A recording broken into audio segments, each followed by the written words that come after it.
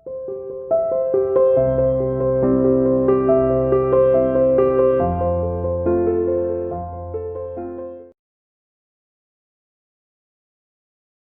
welcome to CR International School online study classes. I hope all of you will be fine at home. आप सभी को happy Rakshabandhan बेटे। त्योहार को घर पर बैठिए, अच्छे से मनाइए, स्टे होम स्टे सेफ, ठीक है। और आपके जो टेस्ट आने वाले बेटे फ्रॉम 5 अगस्त, उसके लिए बेटे अच्छे से तैयारियां कीजिए। 1 मार्क्स के क्वेश्चन आएंगे आपके, ठीक है, मनी एंड बैंकिंग में से, ठीक है बेटे। चलिए आज हम स्टार्ट करते हैं अपना lesson number 8, the short run equilibrium output. बेटे अगर आपको ध्यान हो, हमने 11th कॉमर्स में शॉर्ट रन और लॉन्ग रन के बारे में आपको बताया था। तो सबसे पहले शॉर्ट रन कंसेप्ट होता क्या है, इसको देखिए अच्छे से, ठीक है। शॉर्ट रन कंसेप्ट होता क्या है, तो बेटे मैंने उस टाइम आपको बताया था, ठीक है, 11th कॉमर्स में, कि short run is that period of time in which, ठीक है, one factor is variable and another is fix. तो बेटे शॉर्ट रन वो पीरियड ऑफ टाइम होता था जिसमें एक फैक्टर फिक्स्ड होता था और दूसरा वेरिएबल।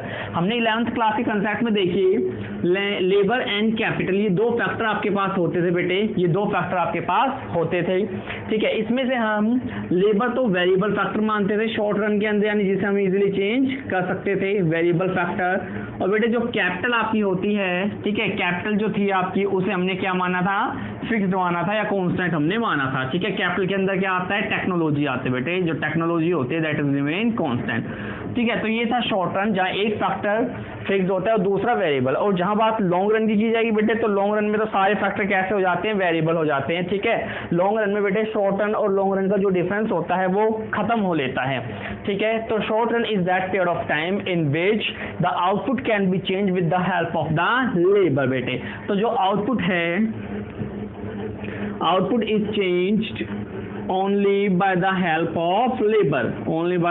of labor, ठीक है। टेक्नोलॉजी विल रिमेन कांस्टेंट, जो टेक्नोलॉजी होगी बेटे it will remain constant, technology आपकी कांस्टेंट होगी। और अगर आप मैक्रो इकोनॉमिक्स की बात करें तो हम अब फिलहाल यहाँ लेबर को एम्प्लॉयमेंट से रिप्रेजेंट करेंगे बेटे, एम्प्लॉयमेंट, ठीक है, एम्प्लॉयमेंट। तो अब आपको पता लग गया शॉर्ट रन में जो आउटपुट होता है बेटे, उसे आप एम्प्लॉयमेंट बढ़ा के, एम्प्लॉयमेंट घटा के कम या ज्यादा कर सकते हो, ठीक है। सिंपल सेंस में जो टेक्नोलॉजी होती है ना शॉर्ट रन में, that is remain constant, it play no role whatsoever in determining the output, in determination of output। तो बेटे शॉर्ट रन के अंदर जो टेक्नोलॉजी होती है उसका कोई रोल नहीं होता, ठीक है, कोई रोल वो प्ले नहीं करती आउटपुट को डिसाइड करने में। तो कंसेप्ट ऑफ शॉर्ट रन आपको पता लग गया बेटे, it is that period in which the output can be change with the help of labour, ठीक है। Technology will remain constant. We are doing macro economics, the Keynesian economics बेटे। Macro economics के father Keynes है जिन्होंने सारे concept दिए हैं। तो केन्स के अनुसार शॉर्ट रन में टेक्नोलॉजी जो होती है बेटे वो कांस्टेंट रहती है, और शॉर्ट रन में अगर आपको आउटपुट को इंक्रीज करना है तो आप एम्प्लॉयमेंट या मोर लेबर को एम्प्लॉयड करके आउटपुट को कर सकते हो। Technology will remain constant. So again there is a 1-to-1 relationship between output and employment. तो बेटे सीधी की सीधी जो रिलेशनशिप क्रिएट होगी वो किसमें होगी, आउटपुट एंड एम्प्लॉयमेंट में, ठीक है, आउटपुट एंड एम्प्लॉयमेंट में। So output can be increase by employing more people बेटे, ठीक है, मोर पीपल, ज़्यादा लोगों को हम एम्प्लॉय करके बेटा आउटपुट बढ़ा सकते हैं। और अगर हमें आउटपुट घटाना बेटे तो हम एम्प्लॉयमेंट को घटा के, यानी लोगों को, ठीक है, काम से हटाकर एम्प्लॉयमेंट को घटा सकते हैं। फिलहाल देखिए लॉकडाउन लगा हुआ है बेटे, कंपनियों के पास काम नहीं है, तो कंपनी बेटे डाउन साइजिंग कर रही है, अपनी जो लेबर का साइज है, लेबर फोर्स है, उसे कम करती जा रही है और हटाती जा रही है अपने काम पे से बेटे, ठीक है। तो इसीलिए आप कहोगे जो शॉर्ट रन पीरियड होता है उसमें आउटपुट होता है बेटे वो किस पे डिपेंड होता है, एम्प्लॉयमेंट पे डिपेंड होता है। ये था आपका concept of short run Keynesian economics में। अब आ जाइए concept of short run equilibrium output, ठीक है। शॉर्ट रन इक्विलिब्रियम आउटपुट बेटे, इक्विलिब्रियम क्या होता था, संतुलन, याद है इक्विलिब्रियम माइक्रो इकोनॉमिक्स में हमने, जहां डिमांड और सप्लाई एक दूसरे के इक्वल होती थी। अब देखिए concept of equilibrium output, concept of equilibrium output. तो बेटे मैक्रो इकोनॉमिक्स की बात कर रहे हैं तो हम यहाँ बता देंगे, ठीक है, इक्विलिब्रियम इज occurred where बेटे aggregate demand is equal to aggregate supply बेटे। तो ठीक है, जहां पर आपका ये पॉइंट आ जाएगा एग्रीगेट डिमांड और एग्रीगेट सप्लाई, वहां आपका इक्विलिब्रियम आ जाएगा। Remember aggregate demand, planned expenditure by consumer, planned expenditure by consumer, ठीक है। एग्रीगेट सप्लाई बेटे, प्लान्ड इन्वेस्टमेंट बाय प्रोड्यूसर, ठीक है, प्लान्ड इन्वेस्टमेंट बाय प्रोड्यूसर, ठीक है। इसे हम बोलते थे what people wish to consume, what people wish to consume बेटे, ठीक है। और यहाँ हम बोलेंगे what people, what producer wish to produce, what people wish to produce. तो बेटे एक इक्विलिब्रियम पॉइंट ऐसा पॉइंट होता है जहां aggregate demand is equal to aggregate supply होता है इक्विलिब्रियम पॉइंट पर। एडी का मतलब होता है total planned expenditure by all consumer in a country during the counting. Yes, planned expenditure होता है, एक्चुअल एक्सपेंडिचर नहीं होता। या what people wish to consume, जो लोगों ने विश किया है, प्लांट किया है, प्लांट एक्सपेंडिचर क्या है बेटे, ठीक है। प्लांट एक्सपेंडिचर या what people wish to produce is exactly equal to the plant investment by producer और what producer wish to produce. When what producer wish to produce is equal to what consumer wish to consume are equal to each other, then short run equilibrium will taken place. तो बेटे short run equilibrium आपका हो जाएगा, ठीक है। तो इस तरह से हम short run equilibrium बताएंगे। AD का क्या मतलब था बेटे, AD refers to total plant expenditure, total sum of plant expenditure that consumer wish to spend is known as AD। तो बेटे AD का मतलब है refers to total sum of expenditure that people wish to consume on the goods and services during the accounting year। यानी AD का मतलब होता है जो total sum of expenditure consumers ने या पीपल्स ने विश किया है या प्लान किया है on the expenditure of goods and services during the accounting year, ये होता है आपका AD। And we know that AD के आपके पास दो कंसेप्ट थे बेटे, C प्लस I। C होता है कंज्यूमर द्वारा किया गया खर्चा और I होता है प्रोड्यूसर द्वारा किया गया खर्चा, ठीक है। तो बेटे कंसेप्ट ऑफ इक्विलिब्रियम आउटपुट में आपको बताना है कि इक्विलिब्रियम कहां पर आता है। इक्विलिब्रियम वहां पर आता है where AD is equal to AS। AD का मतलब बेटे प्लांट एक्सपेंडिचर बाय कंज्यूमर है और AS का मतलब बेटे प्लांट एक्सपेंडिचर बाय प्रोड्यूसर है। अब एक बार AD और AS हम देख लेते हैं एक बार अच्छे से इसकी डेफिनेशन, ठीक है। तो मैंने अभी बताया AD refers to what people wish to consume on the goods and services during the accounting year, ठीक है। it is also called ex ante consumption, ठीक है बेटे, इसे हम एक्स एंटे कंजप्शन भी कहते हैं। तो what people wish to produce, ठीक है, ये था AD बेटे। It's refers to what people wish to consume on the purchase of goods and services during the accounting. It is also called ex ante consumption. अब S देखिए, it refers to planned expenditure of the producer during the accounting year। तो बेटे क्या होता है आपका AS, the planned expenditure by the producer during the accounting year। it is also called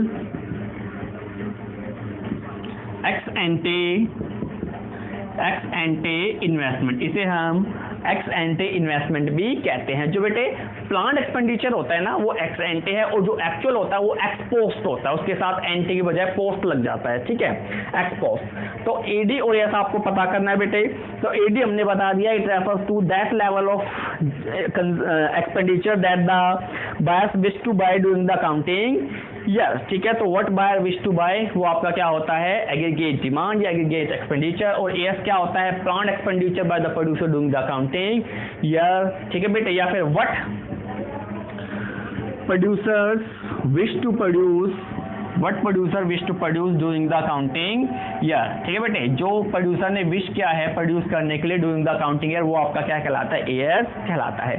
so when AS is equal to AD यानी कि planned expenditure is equal to planned production, हो जाता है तो वो क्या जाता है, पॉइंट ऑफ इक्विलिब्रियम। या फिर what consumer wish to consume, what consumer wish to consume is exactly equal to what producer wish to produce, एक दूसरे के इक्वल हो जाए तो हमारे पास क्या आ जाता है बेटे, इक्विलिब्रियम आउटपुट आ जाता है। ठीक है, इक्विलिब्रियम आउटपुट आ जाता है। अब एक इक्वेशन मैं आपको बनाने जा रहा हूं, देखिए।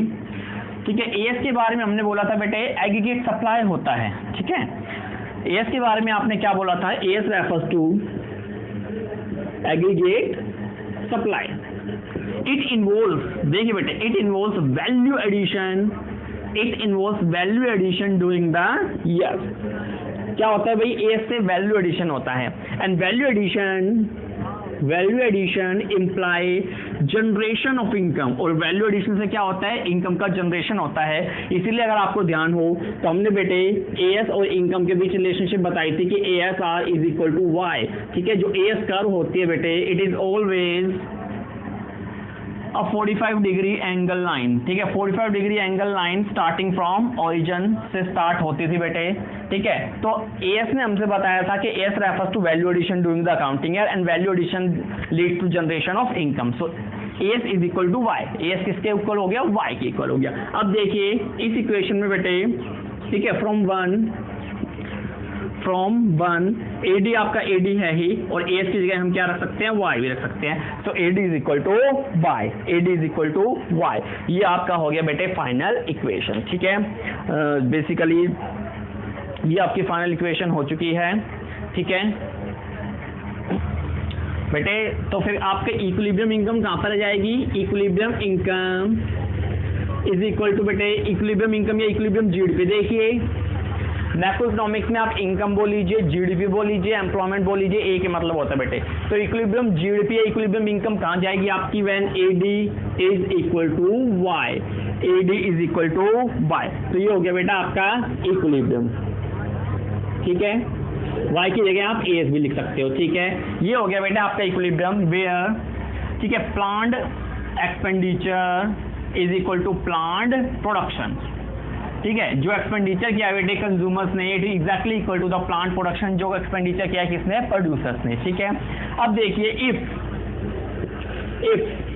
AS is more than AD बेटे, AS is more than AD, यानी कि जो प्लांट सप्लाई है, प्लांट प्रोडक्शन है, is more than planned consumption, जो बेटे कंज्यूमर्स ने कंज्यूम करने की इच्छा जताई है वो कम रह गया और AS ज्यादा रह गई बेटे, तो क्या होगा, there will be excess supply, excess supply हो जाएगी बेटे, and producer will incur loss, producer को क्या होगा, लॉस होगा of excess output, of excess output, जो एक्सेस आउटपुट उसका बचा है उसके कारण से क्या होगा बेटे, लॉस हो जाएगा। दूसरी सिचुएशन देखिए, if AS is less than AD, यानी कि बेटे plant production is less than planned consumption बेटे, यानी कि प्रोडक्शन कम हुआ और कंजप्शन ज्यादा हो रहा है। जैसे फिलहाल मोबाइल फोन का देखिए बेटे, प्रोडक्शन बहुत कम हो रहा है, क्योंकि चाइना से आते थे, प्रोडक्शन हो नहीं रहा और लोगों को जरूरत रहती है बेटे स्मार्टफोन की, इसीलिए आपने देखा होगा स्मार्टफोन के प्राइस बढ़ते ही जा रहे हैं, क्योंकि प्रोडक्शन हो नहीं रहा। कंपनियों के पास जो प्रीवियस स्टॉक है वो अपना वो निकाल रहे हैं, और प्रोडक्शन हो भी रहा है तो बहुत कम हो रहा है डिमांड की तुलना में। तो इसीलिए अगर बेटे प्रोडक्शन कम रह जाए, ठीक है, और कंजप्शन ज्यादा बेटे, तो भी किसका लॉस होता है, लॉस तो प्रोड्यूसर का ही होता है। ये आपको पता ही है, हमने 11th कॉमर्स में भी आपको बताया था बेटे, producer will incur loss of not fulfilling the demand, of not fulfilling the demand. तो बेटे प्रोड्यूसर्स को भी लॉस होगा क्योंकि वो डिमांड को पूरा नहीं कर पा रहा है। तो बेटे ये सिचुएशन भी वर्स है, ये भी सिचुएशन वर्स है, इन दोनों को हमें पूरा करने के लिए AD is equal to AS में जाना पड़ेगा बेटे। सप्लाई ज्यादा होती है तो प्रोड्यूसर क्या करेगा, अपने प्रोडक्शन को डिक्रीज करेगा, और अगर सप्लाई कम होती है तो अपने प्रोडक्शन को इंक्रीज करेगा। कैसे करेगा बेटे, एम्प्लॉयमेंट के लेवल से। किसके लेवल से, एम्प्लॉयमेंट के लेवल से। और मैक्रो इकोनॉमिक्स है तो एम्प्लॉयमेंट बेटे यहाँ पर फुल होती नहीं है कभी भी। प्रोड्यूसर जब चाहे ज्यादा लोगों को काम पे लगाकर सप्लाई बढ़ा सकता है और जब चाहे लोगों को काम से हटाकर सप्लाई गिरा सकता है बेटे। ठीक है, देखिए बेटे अप्रोचेस ऑफ इक्विलिब्रियम जीडीपी। तो इक्विलिब्रियम जीडीपी के कितने अप्रोच होते हैं, यानी कितने तरीके से आप इक्विलिब्रियम निकाल सकते हैं, एक बार देख लीजिए। तो बेटे सिंपल सेंस में दो अप्रोच होते हैं बेटे। फर्स्ट हो गया AS एंड AD अप्रोच बेटे, AS एंड AD अप्रोच, जो भी मैंने बताया, जब plant expenditure is equal to plant consumption होता है। सेकंड अप्रोच होता है S and I is approach बेटे, ठीक है, एस एंड आई अप्रोच। अब देखिए एस एंड आई अप्रोच कहाँ से आया बेटे, यहीं से ही आएगा, यहीं से ही आएगा। अभी अभी मैंने बताया आपको एएस किसके इक्वल होता है, एएस की आइडेंटिटी किसके साथ है बेटे, एएस किसके सिमिलर होता है, इनकम के, क्योंकि एएस का मतलब होता है value addition, value addition generate income, तो इसीलिए एएस किसके इक्वल हो गया बेटे, वाई के इक्वल हो गया, इनकम के इक्वल हो गया, ठीक है। पहला ये वाला अप्रोच आपको बताऊंगा, ठीक है, एएस हो गया इनकम के इक्वल बेटे। एडी मैंने आपको पहले ही बताया था कि अब जब भी हम इक्विलिब्रियम पढ़ेंगे तो एडी के हम केवल 2 सेक्टर की लेकर चलेंगे बेटे। 2 सेक्टर मॉडल में एडी के 2 कंपोनेंट थे, सी एंड आई, ठीक है बेटे। तो एडी क्या हो जाएगा, सी प्लस आई, ठीक है, सी प्लस आई। तो पहले अप्रोच से आपको ये इक्वेशन, बड़ी महत्वपूर्ण इक्वेशन आपको याद रखनी है बेटे, ठीक है, ये वाली इक्वेशन आपको याद रखनी है। सी प्लस आई एडी के इक्वल होता है, ये इसके वाई के इक्वल होता है इक्विलिब्रियम 1 में। अब एस एंड आई अप्रोच कैसे आता है, देखिए एस एंड आई अप्रोच, पहले हमारे पास एस यानी कि सेविंग, आई यानी कि investment, saving and investment approach है बेटे ये। तो आपके पास AS is equal to AD था, एएस किसके इक्वल था, एडी। अब इस AS is equal to AD को देखिए मैं एस और आई में कैसे कन्वर्ट करता हूँ बेटे, ध्यान रखिएगा, ठीक है, एस और आई में कैसे कन्वर्ट करता हूँ, ध्यान रखिएगा। ये अप्रोच तो पता चल गया बेटे, जहाँ एग्रीगेट सप्लाई एग्रीगेट डिमांड के इक्वल होगा वहाँ इक्विलिब्रियम आपको मिल जाएगा। एस एंड आई अप्रोच देखिए, अब अभी मैंने कहा एएस किसके इक्वल होता है, वाई, इनकम के इक्वल होता है। एडी के 2 कंपोनेंट सी और आई होते हैं। इनकम बेटे मैंने बोला था बार बार, इनकम के 2 ही काम होते हैं, या तो कंजप्शन या सेविंग। ये इक्वेशन ध्यान रखिएगा, y is equal to C plus S, income के 2 काम होते हैं, कंजप्शन और सेविंग, यानी C plus S is equal to C plus I, C से सी कैंसिल हो गया, S is equal to I रह गया। Approach number 2, approach number 2। तो इस तरह से बेटे इक्विलिब्रियम के 2 अप्रोच होते हैं, AD is equal to S और एस एंड आई। देखिए बेटे आपने अभी S is equal to I approach पढ़ा, ठीक है, उससे रिलेटेड कुछ देख लीजिए। एक्स एंटे सेविंग, पहले तो आप एंटे की मीनिंग लिख लीजिए। एंटे की मीनिंग होती है प्लान्ड, जो आपने प्लान्ड किया है बेटे, प्लान्ड। और पोस्ट की मीनिंग लिख लीजिए, होता है एक्चुअल, एक्चुअल बेटे। तो एक होता है जो आपने प्लान्ड किया, एक होता है एक्चुअल जो निकल कर आया बेटे, ठीक है, इस तरह से। अब देखिए एक्स एंटे सेविंग क्या होती है, it refers to, ex ante saving बेटे यानी planned saving, it refers to planned saving by the consumers during the accounting year, during the accounting year, ठीक है बेटे। तो अकाउंटिंग ईयर के अंदर, 1 साल के अंदर जो कंज्यूमर्स ने बेटे प्लान किया है सेव करने का, भाई मान लीजिए मैंने प्लान किया इस साल के अंदर मुझे 2 लाख रुपए बचाकर सेव करके रखने, तो मेरी कौन सी सेविंग कहलाएगी, एक्स एंटे सेविंग वो मेरी कहलाएगी बेटे। These are the saving which people intent to make, ये बेटे वो सेविंग होती है जो लोगों ने इंटेंट किया है, लोगों का जो इंटेंट है, जो मंशा है उनकी सेव करने की, भाई ठीक है। हर किसी के माइंड बेटे कुछ ना कुछ चलता है कि मुझे इतना सेव करना है, इतना कंज्यूम करना है, तो लोगों ने जितना भी इंटेंट किया है, व्हाट पीपल इंटेंड, ठीक है, what people intend to save during the accounting year, तो ये होते बेटे एक्स एंटे। देखिए एक्स एंटे और पोस्ट की मीनिंग समझ लीजिए, आपको पता लग जाएगा। एंटे मतलब प्लान्ड और पोस्ट मतलब एक्चुअल। तो ex ante saving refers to that planned saving by the consumers during the accounting year, it is that saving which intended by the consumers in the accounting year, ठीक है बेटे। आगे जाइए, ex ante investment, again ante लग गया यानी कि planned, so it refers to planned investment या और प्लान्ड आउटपुट, ठीक है बेटे। हमेशा प्रोड्यूसर कुछ ना कुछ प्लान्ड इन्वेस्टमेंट या प्लान्ड आउटपुट की बेटे कोशिश करता है, so it refers to planned investment और planned output by the producer, by the producers during the accounting year, during the accounting year, ठीक है। इट डज नॉट इन्वॉल्व बेटे, it does not involve unplanned investment, unplanned investment. तो बेटे x ante investment में केवल planned investment आती है, unplanned investment नहीं आती। अनप्लान्ड इन्वेस्टमेंट क्या होता है बेटे, अनप्लान्ड इन्वेस्टमेंट होता है unsold stock, unsold stock during the accounting year, साल के दौरान जो स्टॉक बिकने से रह गया, जो स्टॉक सोल्ड नहीं हो पाया, वो आपका अनप्लान्ड स्टॉक है बेटे। तो एक्स एंटे इन्वेस्टमेंट में, एक्स एंटे इन्वेस्टमेंट बेटे, ठीक है, प्लान्ड इन्वेस्टमेंट आती है, अनप्लान्ड नहीं आती, ठीक है, ये आपको ध्यान रखना है। आगे देखिए एक्स पोस्ट सेविंग, पोस्ट मतलब actual, so it refers to